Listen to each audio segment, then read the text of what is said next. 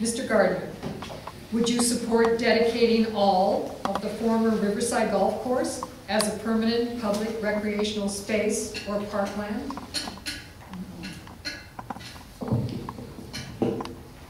I want to wait until we do the iterative public process that a specific plan involves so that we can learn what the broad range of the community would like to do, not just with the golf course, but with the other undeveloped lands, most of which are currently zoned to allow warehousing on the north side.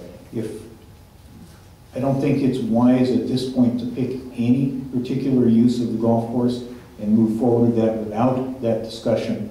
I think that is an entirely viable use, and if that's what comes out of that process, I would support it. But I'm not going to go into the process with a preconceived notion of where we should come out. Mr. Podgorski.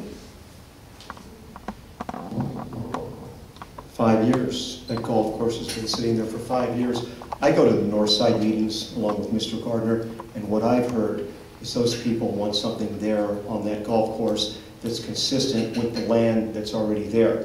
And what that means is recognize the historical value of the lands around that ASO golf course, do something with that golf course that's consistent with that. In other words, a recreation area.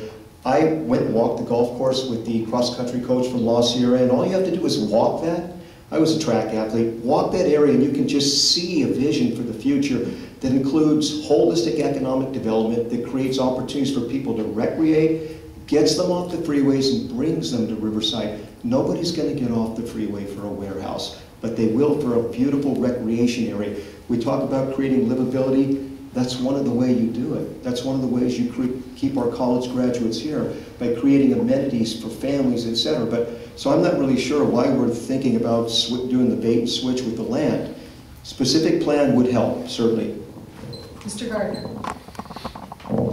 Just very quickly, if you talk to a wide range of people on the north side, you will get a wide range of views of how that property ought to be used.